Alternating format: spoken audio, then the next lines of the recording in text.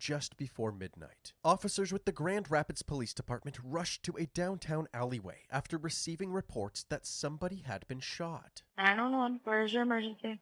I just heard some gunshots and there seems to be a person on the ground not responding. Oh no. No!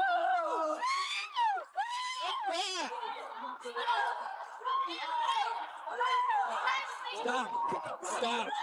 You need to move right now. That's my sister. That's my sister. Please let me go. The officers began CPR, fighting to save the victim's life, but it quickly became clear that they were too late. Victim appears to be beyond medical help here. Step by. We're in for a rough one, guys. What's going on?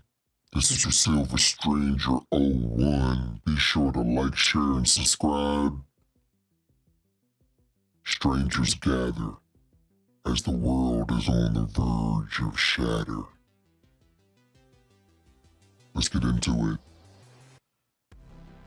I really hate seeing tragedies play out, as I've dealt with tragedies within my life. And it's nothing pretty, nothing to laugh about. Let's take a deep dive into this story, shall we? It wasn't long before EMS arrived and confirmed what the officers had feared. The victim, 15-year-old Lakeisha Williams, had succumbed to her injuries. What was TOD? 348. That is a female, Lakeisha. The police quickly secured the crime scene and immediately began their investigation. Is there casings over there? Do you guys know anything?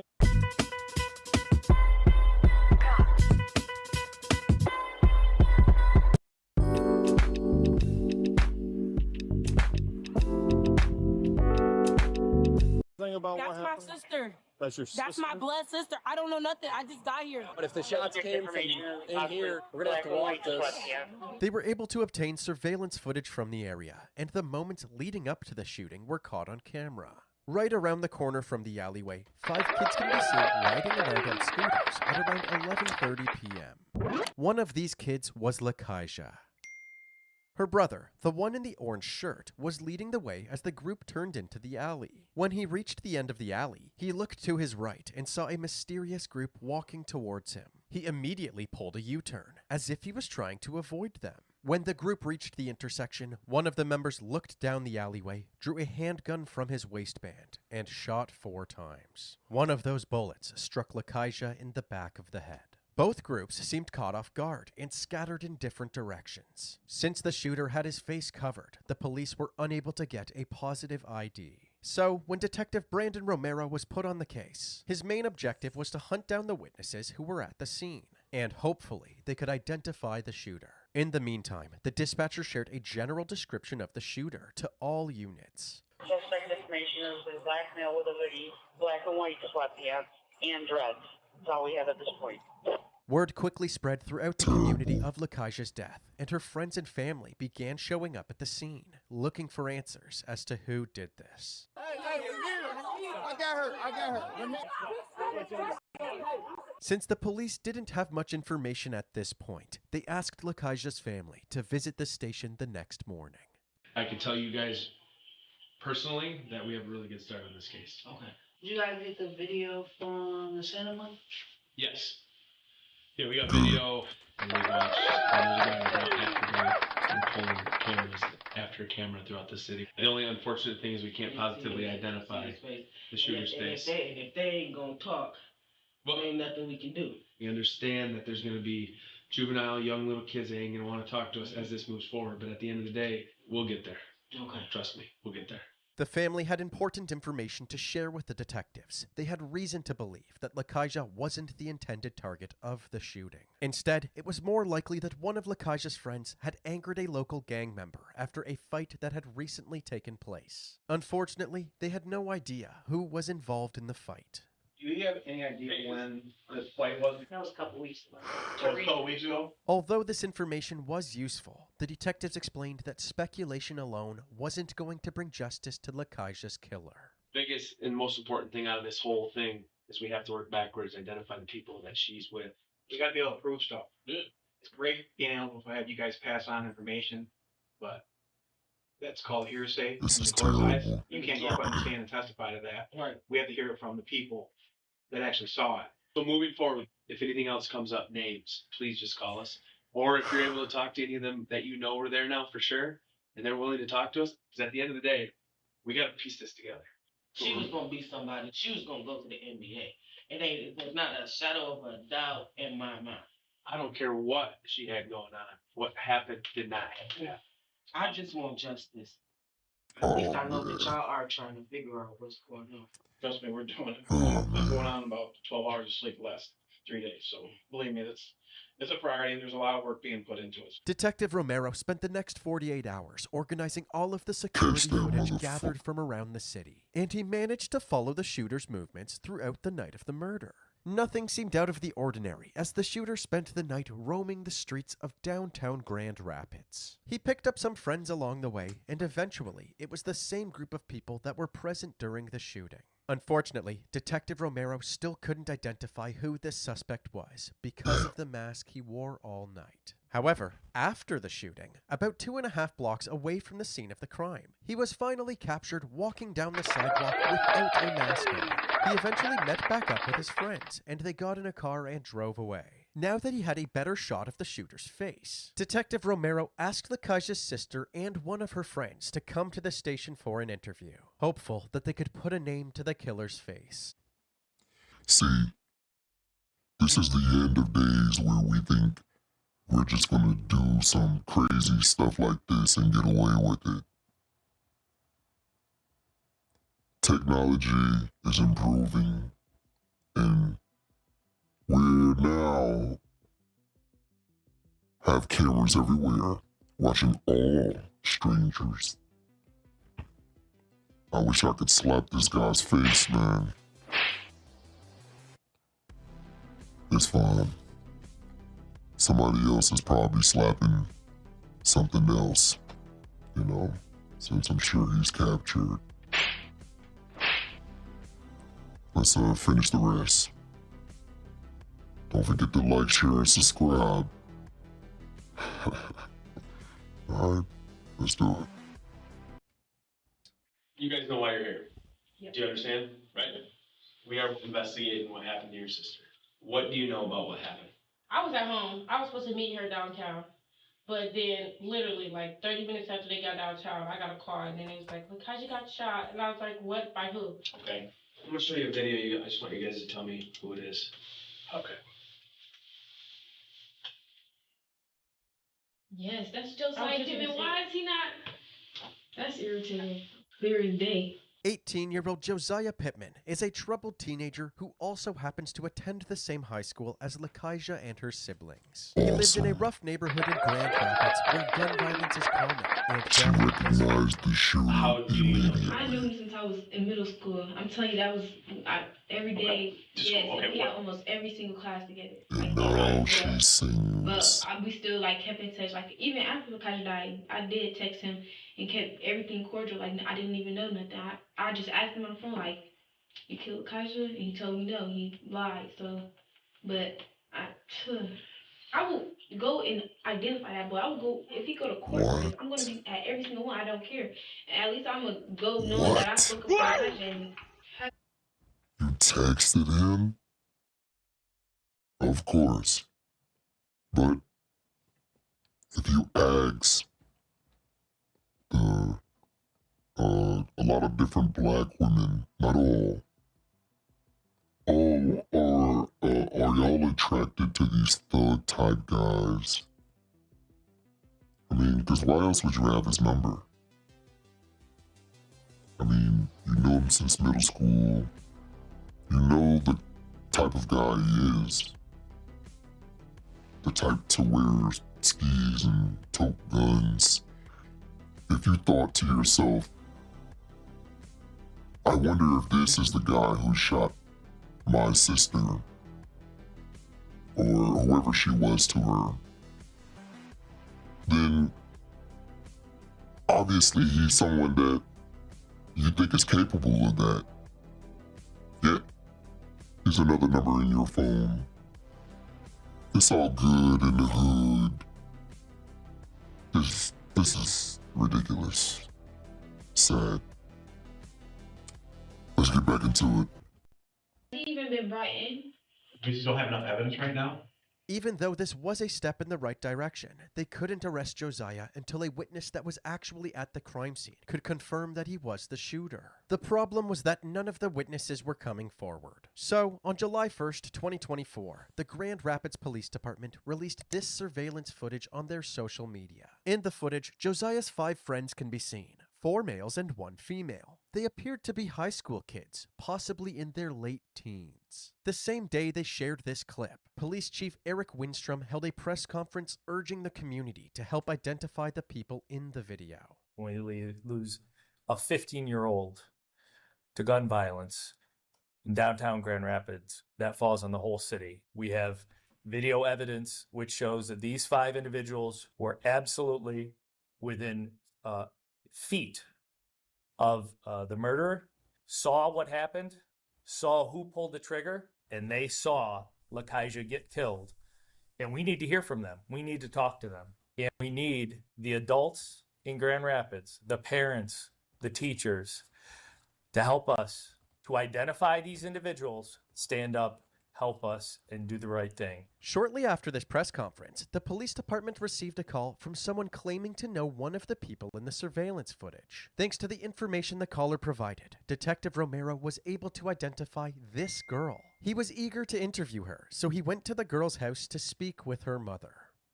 Hello, how are ya? Do you have a daughter by chance? Yes. You could explain to her she's not a suspect. Okay. But it is very important that we talk to her, okay? Okay. Tell her, give me a call. Okay. Awesome. Thank you so much. I appreciate it. Take care. Although the girl's mother seemed cooperative, 20 days passed with no word from the witness, and the investigators were beginning to lose their patience. Detective Romero decided to contact the witness's mother again, this time by phone, and he explained that there could be serious implications if her daughter didn't tell the police what she knew.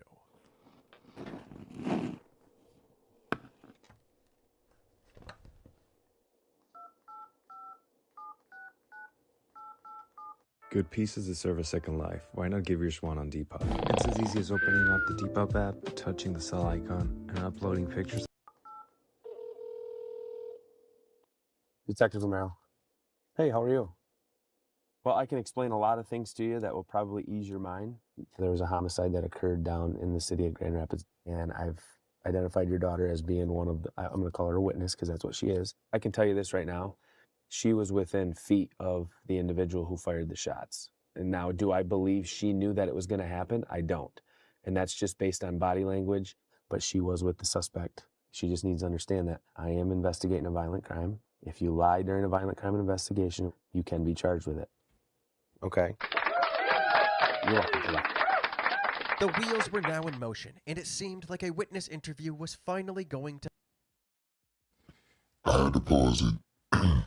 Now, at first thought, you may be thinking, how horrible of a person to not come forward and tell on this person that decided to shoot at someone and kill a 15-year-old girl. However, in the black community, snitches get stitches. Or at least that's what they tell people. I can understand her fearing for her life, not wanting to cause any disruption. But you were there. And unfortunately, you have to now take accountability for the people you surround yourself with. People you know who turn out acting like strangers. Let's get back into it. Interview could take place, somebody called the police department reporting a stolen vehicle, a seemingly unrelated incident. It didn't take long for the officers patrolling the streets to track it down. They pulled the vehicle over, and as they approached it, two people hopped out and booked it. They're bailing. They're bailing. Where's Mayor and Evergreen? Run. Oh, hey, stop! Please, stop! The two suspects were surrounded, so they began cutting through random properties and hopping fences. Stop! Working. Their backyards. The officers were right on their heels. Eventually, they were able to catch up to one of the perpetrators and tackle him to the ground. Get my back. We're gonna take him on the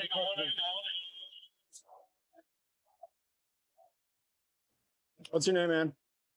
Josiah. Josiah. What's your last name, Josiah? Pittman. What is it? Pittman. Pittman. The officer had no idea who Josiah Pittman was until he checked his record and discovered that he was the prime suspect in Lakeisha's murder. Primary suspect.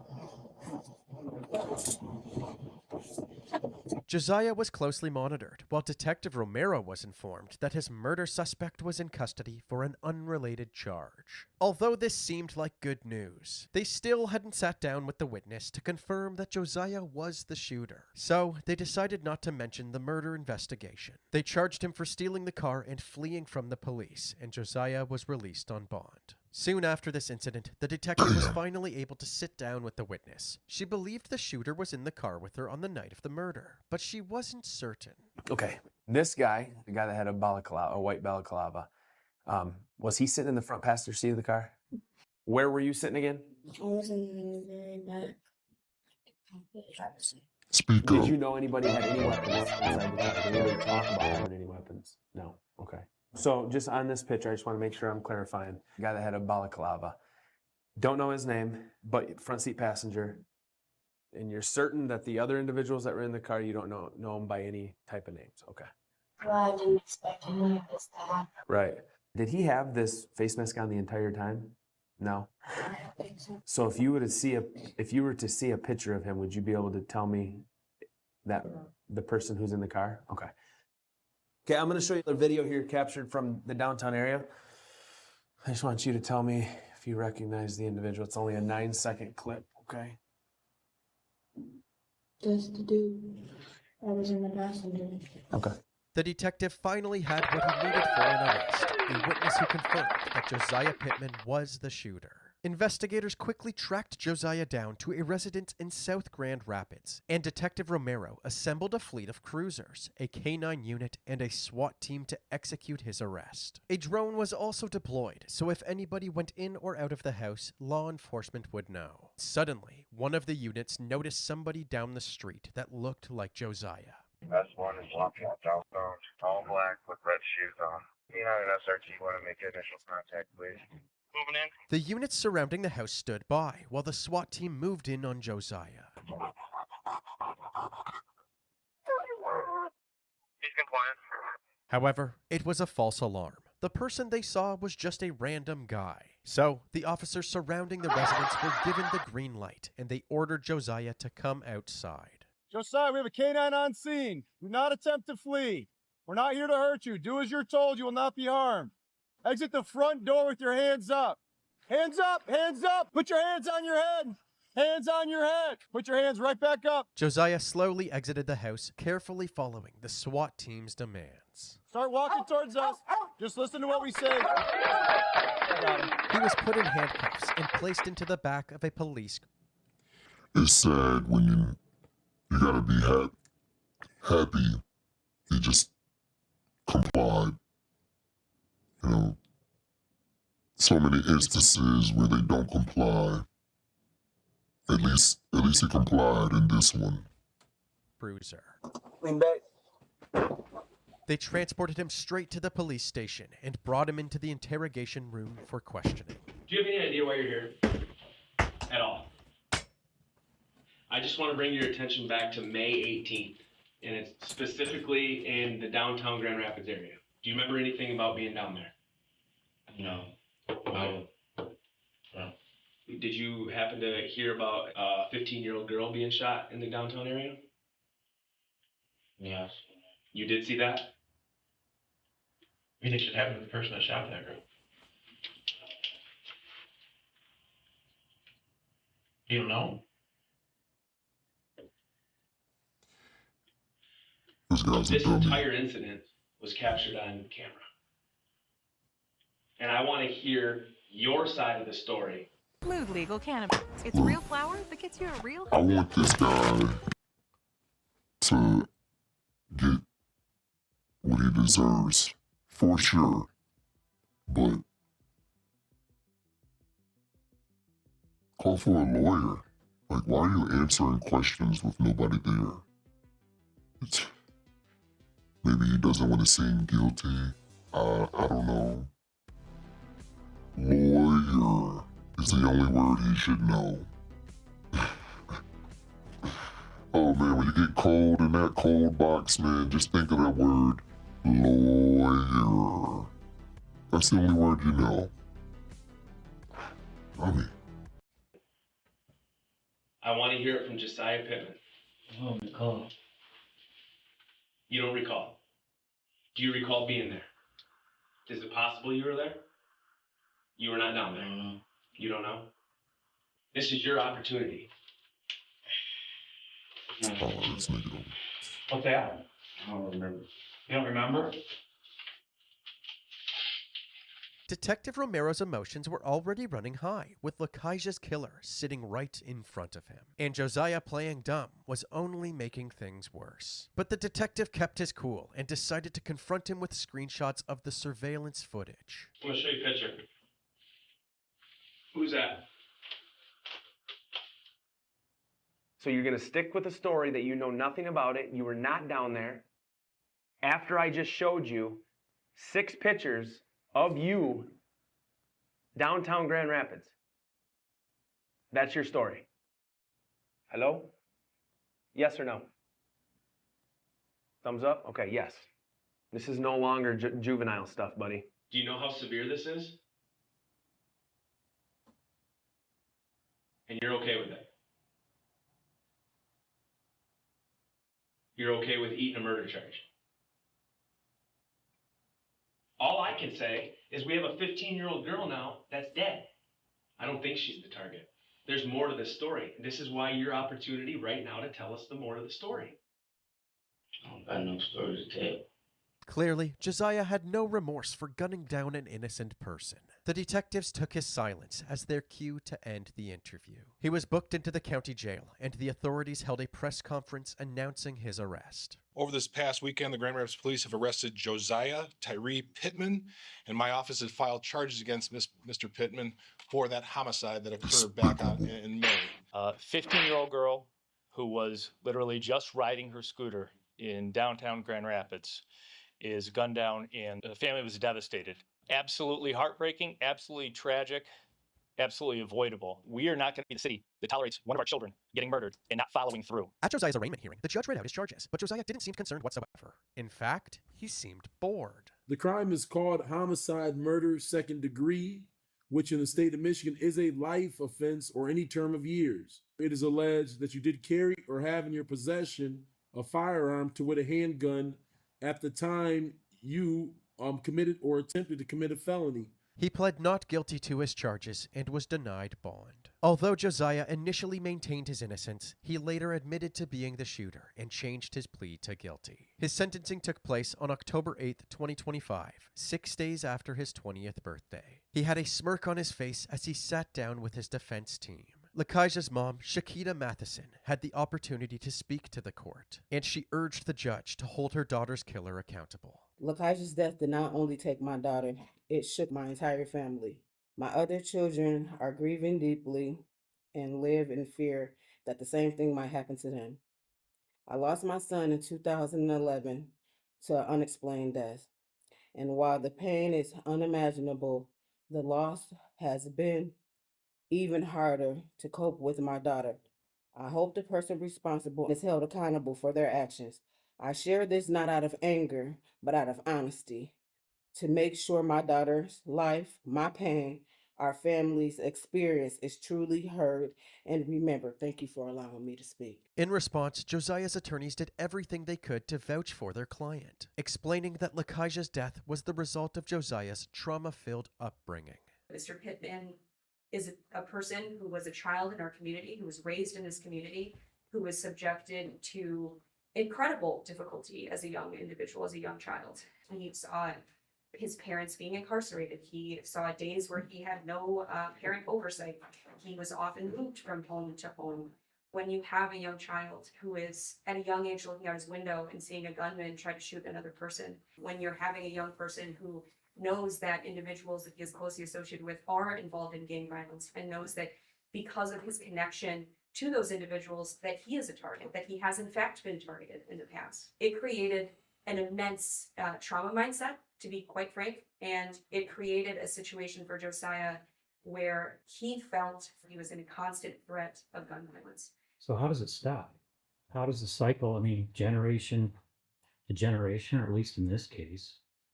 Your Honor, I wish I had an answer. And Same here. And I think the reality is, I've known Mr. Pittman for a year now since he got arrested on this. And slowly over time, he opened up. And the first ways that he opened up was showing profound remorse. Mr. Pittman's remorse is true. Josiah was also asked if he had anything to say. He read the message he had written aloud, apologizing to Lakaja's family for his actions. First, I want to apologize to the victim and the victim's family for the sinful act that I committed, causing them great crime.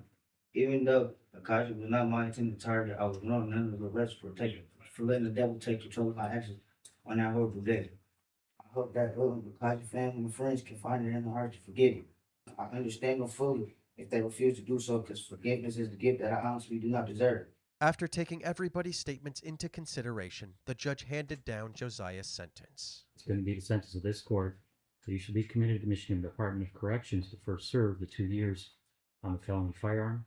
Consecutive to that charge, you will serve a minimum of 300 months to a maximum of 600 months in the Michigan Department of Corrections for the second-degree murder.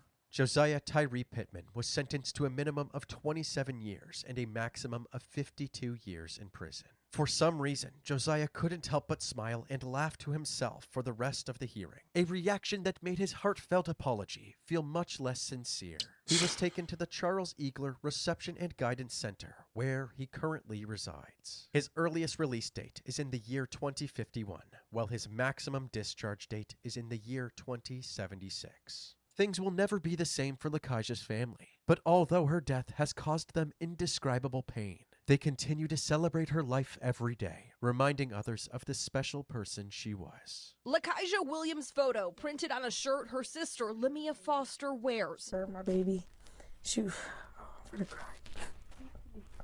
I'm gonna cry, I'm sorry. Wow. This is a tough one, guys. Appreciate everyone who's still watching. Be sure to like, share, and subscribe. I'm glad they got that guy. Senseless violence in the black community. We have to do better at raising the youth, as the killers and the people killed become younger and younger. As always, stay dangerous by Silver Strangers. Peace.